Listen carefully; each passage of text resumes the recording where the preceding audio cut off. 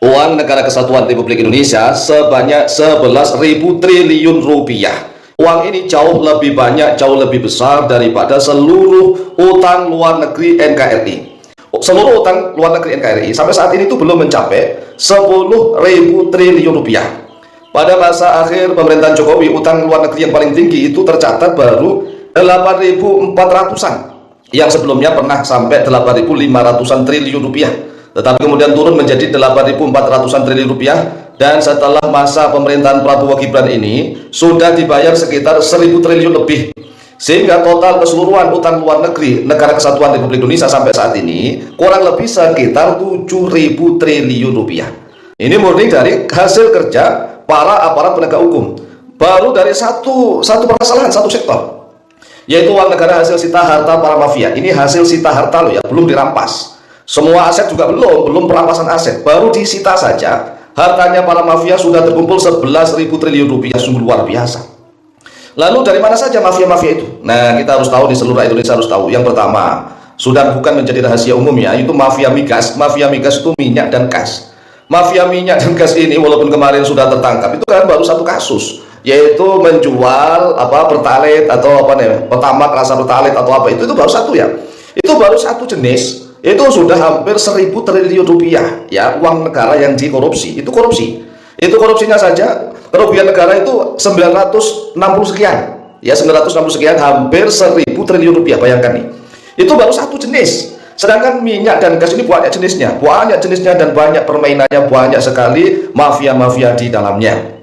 Contoh ya, bahwa Indonesia itu memiliki sumur minyak itu tercatat hampir 4.000 sumur se-Indonesia, sumur minyak. Tetapi yang produktif sekitar 2.000-an, 2.000 sumur minyak. Jadi sumur minyak kita itu seluruh Indonesia ini banyak sekali.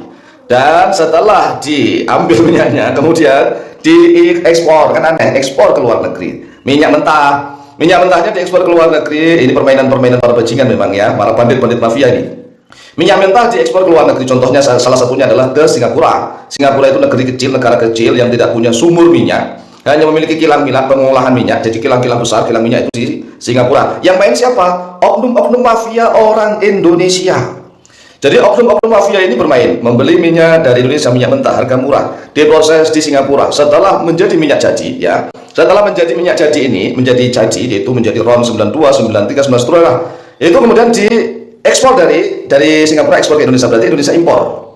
Jadi Indonesia itu ekspor minyak mentah, diolah di luar negeri, dimain-mainkan dengan harga yang murah. Itu Masya Allah jutaan barel, bahkan miliaran barel. Satu barel itu kurang lebih 159 liter. Kemudian setelah dari luar negeri itu, setelah jadi minyak itu siap pakai, diekspor maksudnya dari luar negeri itu ekspor ke Indonesia, berarti Indonesia impor ke Singapura. Itu coba permainan yang licik luar biasa. Ini baru yang minyak dan gas. Ini baru satu ya. Itu kalau semuanya ditegakkan hukumnya, itu Masya Allah ribuan triliun rupiah uang negara, pundi-pundi uang negara. Kemudian ada lagi mafia pupuk. Kemudian tiga, mafia tambang. Apalagi tambang yang selain migas dan pupuk ini ya. Tambang apa saja nih? Mulai dari tambang emas, tambang timah, tambang batu bara, apalagi tambang apa saja. Diusut semua itu para mafia-mafianya, kalau ditarik disita hartanya. Pokoknya negara kita itu negara yang kebanyakan uang pokoknya. Seluruh utang luar negeri bisa lunas dan seluruh rakyat Indonesia mendapatkan tunjangan. Bukan hanya sekedar bansos, bantuan sosial, tetapi mendapatkan tunjangan yang tetap. Bayi yang lahir cengar itu akan mendapatkan tunjangan